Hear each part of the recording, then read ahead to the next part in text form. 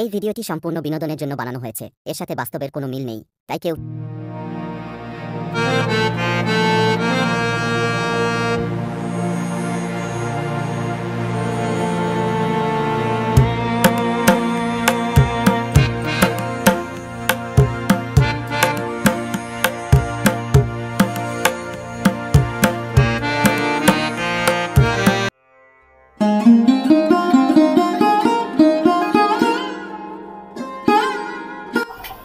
বৌমা, ও বৌমা, রান্না করছো?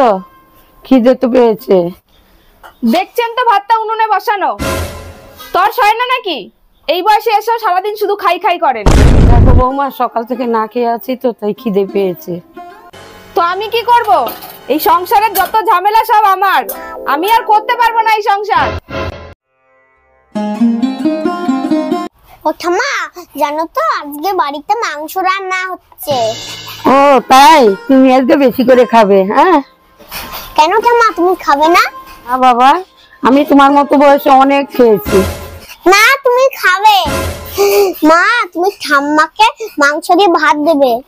কি লোভী মহিলা, ওইখানে গিয়ে আমার ছেলেটাকে দিয়ে বলাচ্ছে মাংস খাবে। কি আজে বাজে বলছো বৌমা? আমি তো ওকে কিছুই বলিনি। কি আমি আজে বাজে কথা বলছি? দাঁড়ান, আজকে আপনার ছেলে আসুক, আমি একটা হ্যাস্ত করেই ছাড়বো আজকে। তোমার তো মুখ কেন? তুমি কথায় কথায় মিথ্যে কথা বলো। তোমার বাবা মা কি তোমাকে সত্যি কথা বলা শিখায়নি? কি আমার বাপ মা তুলে কথা বলা? আমি আর থাকবোই না এই সংসারে। এই চল চল চল।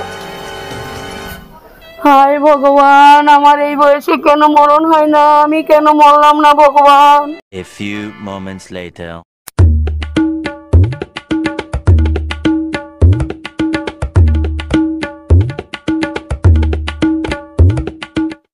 এই এক গ্লাস জল দাও তো। কি হলো? জল চাইলাম তো নাকি?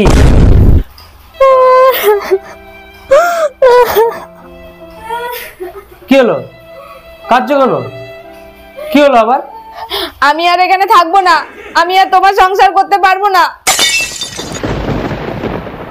এই আবার কেমন কথা বলছো? কি হয়েছে দেখি সেটা তো বলবে নাকি? আমি তো ভালো না, তুমি তোমার মাকে নিয়েই থাকো। মা আবার কি করেছে? তোমার ছেলেটাকে কুবুদ্ধি শেখাচ্ছে, আবার আমি বলেছি বলে আবার আমাকে গালাগালি দিয়েছে। মা দিন দিন বুড়ো হচ্ছে আর শয়তান হচ্ছে। আমি সাপ সাপ বলে দিচ্ছি, তুমি তোমার মাকে নিয়েই থাকো, আর যদি আমাকে নিয়ে থাকতে হয় তাহলে তুমি তোমার মাকে অন্য কোথাও পাঠাও। এত মাথা গরম করো না, আমি দেখছি কি করা যায়। যাই আমার জন্য জল নিয়ে। A few moments later. যা যা বলতে বলেছি সব যেন বলবে।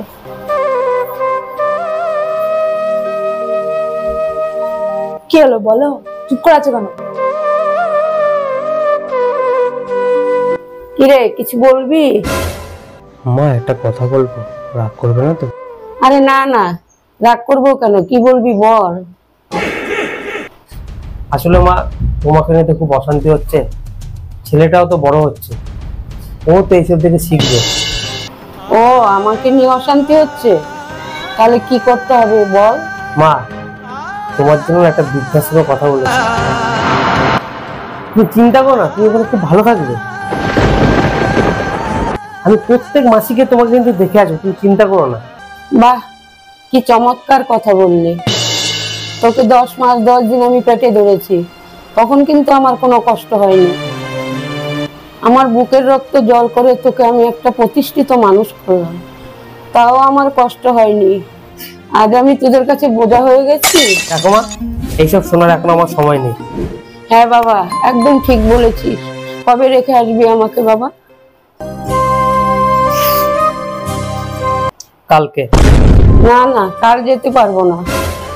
মানে কবে যাবেন তাহলে? ভয় পেও না বৌমা, বাবা তুই আমাকে আজকেই দিয়া। আজকেই কেন? হ্যাঁ, আজকেই যাব। যা, তোরা রেডি হয়ে নে, আমিও রেডি হই।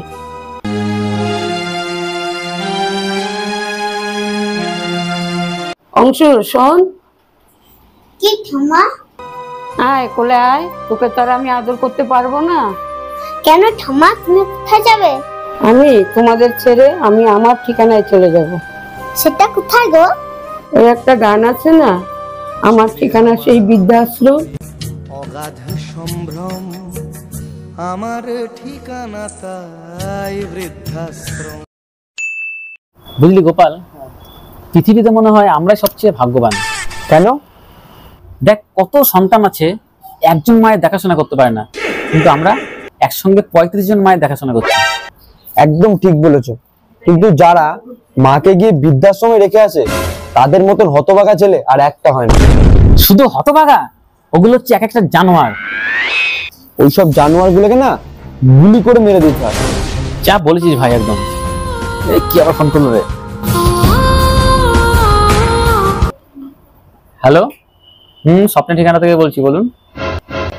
ও হ্যাঁ, আপনার মাকে রেখে যাবেন তো? ঠিক আছে, কোনো চিন্তা নাই, নিয়ে আসুন। ওকে ওকে। আরেক জানোয়ার আসছে মাকে নিয়ে। চুপ, এরপরে আমাদের 36টা মা হবে। A few moments later.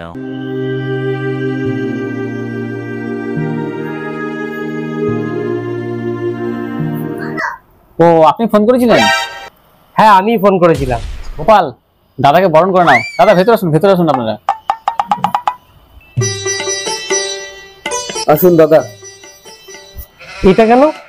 ও কিছু নয় দাদা, আসলে আপনাদের মতো দাতাদের জন্য আমরা এরকম মায়েদের কাছে পাচ্ছি তো, তাই আর কি। মাকে তুমি ভেতরে নিয়ে যাও। দাদা এখানে বসুন আপনি। আচ্ছা দাদা, এই ফর্মটা সই করে দেবেন। ম্যাডাম আপনি এটা সই করবেন। ম্যাডাম,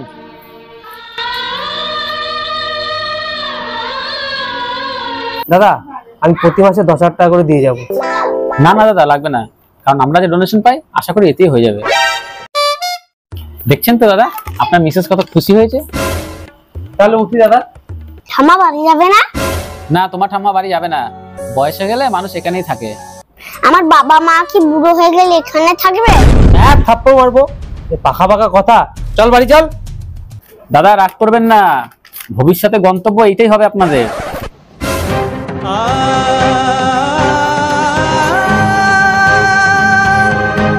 নিজেরা মাকে বৃদ্ধাশ্রমে রাখতে এসেছে, আর নিজের ছেলে যখন ওদেরকে বলছে তখন গায়ে লাগছে। কি আজব দুনিয়া।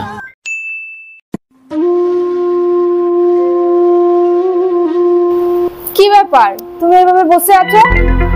কিছু ভালো লাগছে না। হ্যাঁ, সে তো জানি কেন ভালো লাগছে না। অত যখন ধরো তাহলে যাও মাকে নিয়ে এসো, আমি বাবার বাড়ি চলে যাচ্ছি। বেশি না বকে তাই যাও, আমার মাথার অন্তত খেও না। কত ঢং। অংশ শোন, এদিকে শোন। কি বাবা? তুই বড় হয়ে আমাকে ভালোবাসবি তো? হ্যাঁ বাসবো, কিন্তু তোমরা তো আমাদের সঙ্গে থাকবে না। কেন? তুমি মা দুজনেই তো ঠাকুমার কাছে চলে যাবে। এই তুই এসব কি বলছিস? ঠিকই তো বলেছি, তোমরা তো ঠাকুমাকে ওইখানে রেখে এসছো। ঠাকুমা কান্না করে, ঠাম্মা আমাকে কত ভালোবাসতো। সত্যি তাই? আমাদেরও বুড়ো বয়সে বৃদ্ধাশ্রমে থাকতে হবে? আমিও ঠাম্মার কাছে গিয়ে থাকবো। দাদা আসতে পারি? আরে আপনি আসুন আসুন।